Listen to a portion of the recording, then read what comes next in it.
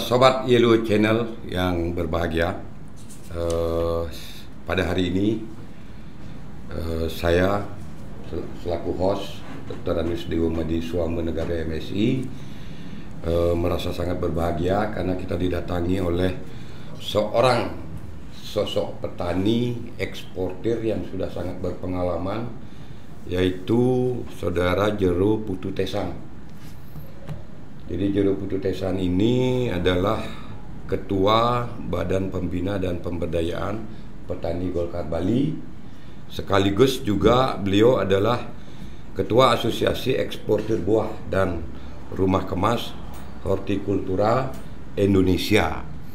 Jadi Pak Jero Tesang, kalau saya baca dari jabatan Anda, sepertinya Anda sudah malang melintang lah di dunia ekspor buah. Nah, sehubungan dengan itu, belakangan ini saya melihat di Provinsi Bali, khususnya Golkar Provinsi Bali sangat intens memberikan sumbangan bibit alpukat.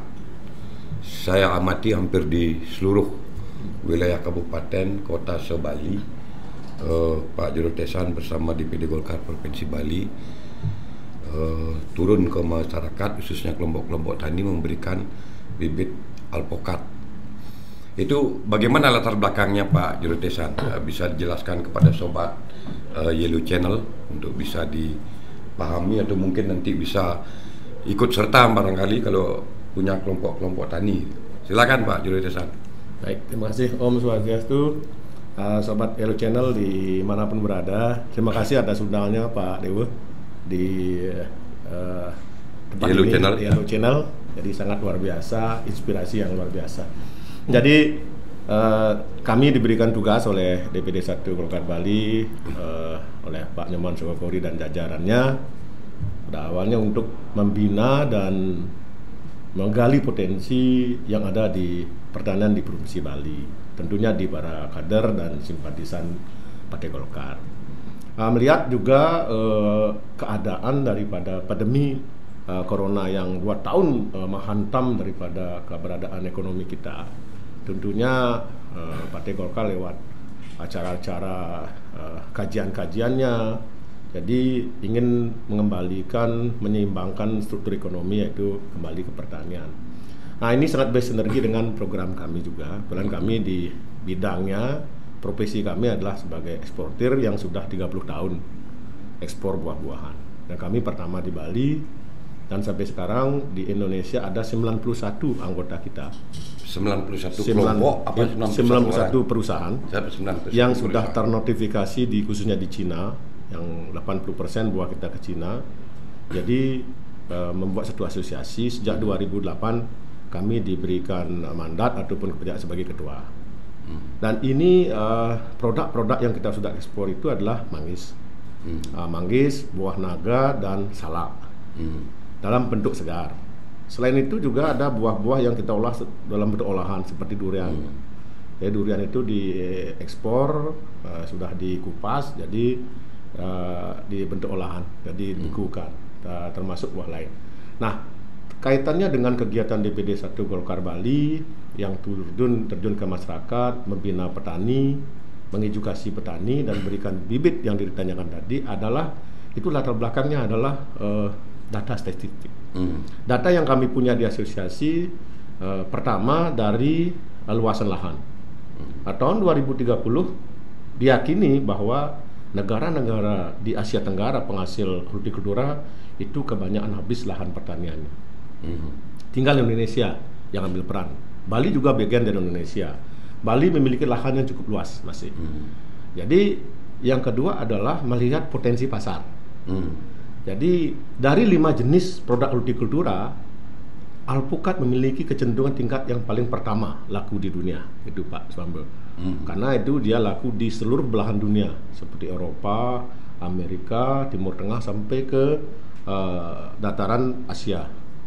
Nah, sedangkan negara-negara penghasil alpukat seperti Vietnam, Australia, dan juga Meksiko itu juga tidak terlalu bisa menyuplai seluruhnya. Dan Kenapa kita kembangkan itu? Karena kalau kita bandingkan negara dengan negara luar, kita memiliki keunikan. Keunikan sistem dengan sistem subak kita, sistem organisasi kelompok kita. Dan kalau dibandingkan dengan mereka adalah gaya bertaninya adalah korporasi. Sedikit yang disebut kapitalis. Jadi tentu kos biayanya tinggi karena memakai alat-alat yang sudah mesinisasi, kos biaya tinggi. Dan kalau dibandingkan negara kita memakai alat tradisional dan SDM. Tentu nanti hasil produksi kita lebih murah.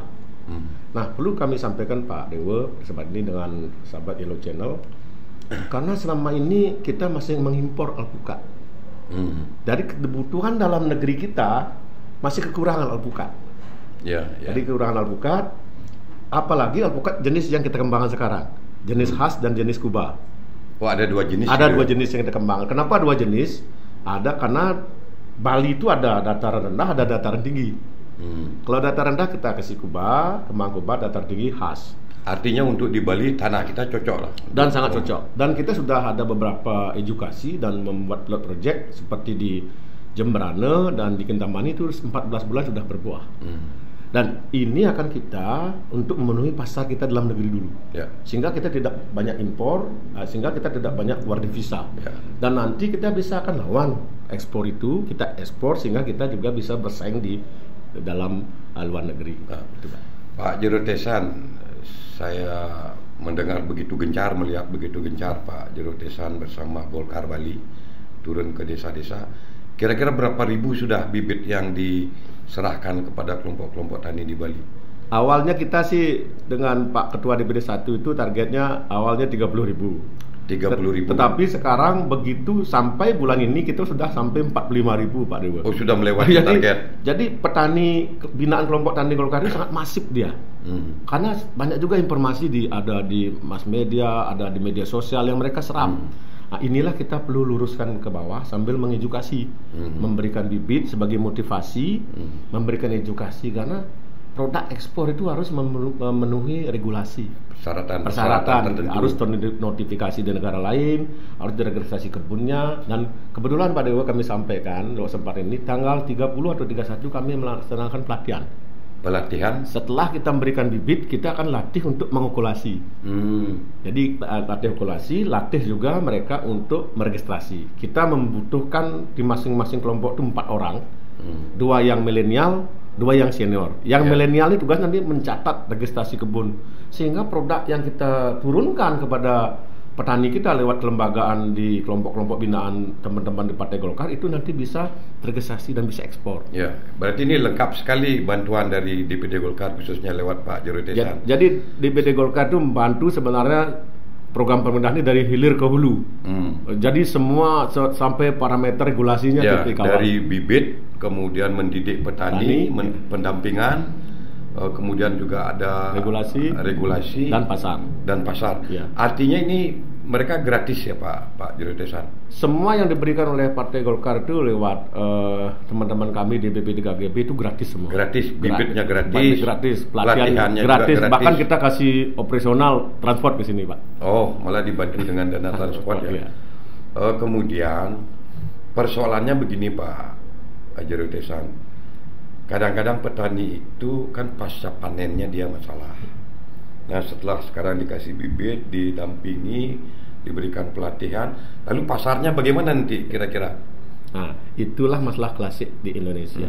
Bukan hanya di Bali, di klasik di Indonesia. Maka kita rumuskan dengan teman-teman di asosiasi, kita sekarang bertani balik dari hilir ke hulu. Dari penyediaan market baru kita tanam. Berarti kalau kita luncurkan program ini, kita sudah siapkan marketnya. Ada marketnya kita sudah tangan dengan beberapa perusahaan besar kayak Trends, itu kita kontrak walaupun kita belum tanam. Jadi kita sudah membuat perencanaan pemanenan. Jadi gini, setelah nanti kita bisa registrasi kebun lewat pembinaan itu dan bibit ini 1 tahun 4 bulan sudah mulai berbuah, kita akan adakan nanti di tahun 2023 itu adalah pertemuan namanya business matching. Jadi kita akan pertemukan nanti beberapa buyer di tempat ini dengan kelompok-kelompok tani itu. Itu inisiasinya Pak Jerotesan bersama Golkar. Itu dari arahan Pak Ketua DPD 1 karena beliau saya yakin sebagai guru saya dulu dia orang ekonomi dan dia seorang koperasi, tentu bisnis kita kali ini adalah bisnis berkelembagaan. Jadi juga sinergi dengan program pemerintah memutus rantai pasokan agar margin itu didapat oleh petani. Ya. Ini ternyata programnya luar biasa sekali, Pak Jerotesan. Nah, lalu saya kira kalau didengar oleh sobat petani kita di Bali, tentu akan tertarik sekali. Nah, untuk bisa kelompok-kelompok tani itu mendapatkan bantuan gratis dari Pak Jerotesan atau Golkar Bali, gimana mekanismenya Pak Jero? Jadi dari Badan Pemberdayaan Golkar Petani Bali ini sudah membuat satu mekanisme. Tentu tidak semua petani yang kita bisa bantu di Bali, karena melihat juga anggaran kita, anggaran Partai Golkar. Tetapi spirit yang kita berikan adalah kita adalah ibarat lilin kecil di tengah kegelapan. Selama ini jawaban-jawaban ini belum mereka dapatkan, baik dari pemerintah maupun dengan stakeholder lainnya. Kita memberikan edukasi, memberikan bibit, ini adalah motivasi. Tetapi kita tetap membuka ruang, Pak Dewa, untuk mereka bisa mengajukan kepada DPD 1 Golkar Bali untuk diberikan pembinaan. Di 2023 kita rencana ada 100.000 bibit. 100.000 bibit. Bahkan di 2024 kita rencanakan 1 juta bibit. Dan sekarang kita sudah membuat satu mekanisme kerjasama dengan petani, kelompok tani, untuk mereka bisa bikin bibit. Nah, kita akan fasilitasi biji yang bagus, varietas yang bagus, sehingga kos yang kita keluarkan tidak begitu banyak. Jadi kita intinya pembinaan ini, program ini biar akhirnya bisa menyentuh semua lapis masyarakat di Bali. Dan nanti kalau sudah dia dapat 20 batang, 90 batang, itu bisa dikembangkan lagi. Harapan kita 2026 Bali itu lewat gerakan di Partai Golkar ini menjadi sentranya hortikultura nasional. Karena gini Pak Dewa, perlu kita pahami bersama, Bali ini menjadi daerah pengeluaran produk yang sangat luar biasa di masa masih normal sebelum Covid. Karena produk keluar banyaknya wisatawan ke Bali, ada pesawat banyak ke Bali, dan baliknya itu bisa kita isi dengan produk hortikultura. Ini menjadi daya tarik tersendiri bagi petani Bali. Dan ini lewat kesempatan ini, lewat Partai Golkar, kita sebenarnya banyak mengedukasi Pak Dewa. Mengedukasi, merubah mindset gaya bertani. Kami bilang di badan Partai Golkar ini apa? Revolusi gaya bertani Pak Dewa. Agak ekstrim sedikit ya. Revolusi gaya bertani. Bagus sekali ya. Jadi baik, saya kira tadi itu penjelasannya sudah luar biasa. Ada satu barangkali yang perlu kita jelaskan lagi kepada sobat Yellow Channel, khususnya para petani, itu pentingnya registrasi kebun. Nah, ini barangkali bisa dijelaskan Pak Jerotesan, apa pentingnya itu? Jadi gini Pak Dewa, ini hanya kebiasaan. Sebenarnya ini bukan yang baru, bukan juga yang bisa menakutkan petani, cuman kebiasaan saja. Dan ini sudah menjadi keputusan daripada WTO. Jadi antar negara dalam rangka masuk keluar barang antar negara itu harus ada notifikasi. Notifikasi pertama itu harus produk itu harus didaftarkan. Jadi memiliki registrasi yang disebut GAP, Good Agricultural Practices. Jadi cara bertani yang benar. Jadi jaraknya berapa, setiap berapa hari petani membersihkan, tercatat semua, terbukukan. Terus setiap berapa mumpuk, dan itu nanti keluar nomornya. Nomor registrasinya itu yang pertama itu nomor negara. Jadi 2 nomor pertama kodenya, setelah itu nomor provinsi, kabupaten, dan perorangan. Dan ini berlaku 33 tahun dan bisa berpanjang. Nah, kenapa? Ini syarat utama Pak Dewa. Kalau buah-buahan yang nanti dikonsumsi di luar negeri ada masalah, nanti dia cepat mencari ketelusurannya. Ini buah di Indonesia, Bali, kabupaten siapa pemiliknya. Dia cepat mencari ketelusurannya. Itulah yang disebut notifikasi. Nah, nomor 2, selain registrasi kebun, perusahaan kayak kami, kayak di asosiasi harus juga menotifikasi yang disebut GHP, Good Handling Practices. Jadi handlingnya produk itu harus memenuhi SOP. Jadi kebersihannya, sanitasinya, tidak ada OPT, penyakit lagi dipastikan tidak ada penyakit, barulah nanti keluar fitosanitari, baru produk itu bisa diekspor. Nah, kalau seperti itu persyaratannya, registrasi kebun ini harus Pak Dewa. Dan kita setiap turun dengan Pak Ketua, dengan Pak Dewa juga kita sering turun, kita sudah terus kampanyekan bahwa registrasinya paling penting kalau kita mau membuka pasar di luar negeri gitu. Ya. Jadi itu salah satu gaya yang direformasi ya. Reformasi gaya bertani oleh Pak Jero Tesan, khususnya oleh revolusi, bukan reformasi, revolusi gaya bertani. Sobat Yelo Channel kita yang ada di Bali, yang dilakukan oleh Badan Pembina dan Pemberdayaan Petani Golkar Bali. Saya kira sangat luar biasa apa yang menjadi ide Ketua DPD Partai Golkar Provinsi Bali. Terutama memang sebagaimana sudah dijelaskan tadi, salah satu pemikiran beliau itu adalah melakukan restrukturisasi, menciptakan keseimbangan pembangunan ekonomi di Provinsi Bali, yaitu keseimbangan antara pertanian dan pariwisata.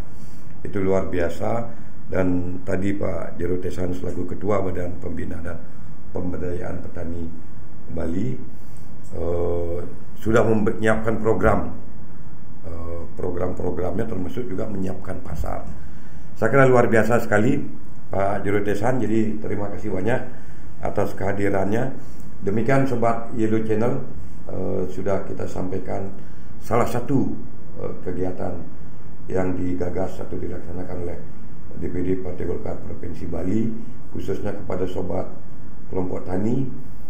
Semoga penjelasan kami dapat bermanfaat, dan kalau ada hal-hal yang memang ingin ditindaklanjuti bagi kelompok-kelompok tani yang belum mendapatkan bantuan bibit, silakan hubungi Pak Jero Tesan atau bisa langsung datang ke DPD Partai Golkar Provinsi Bali.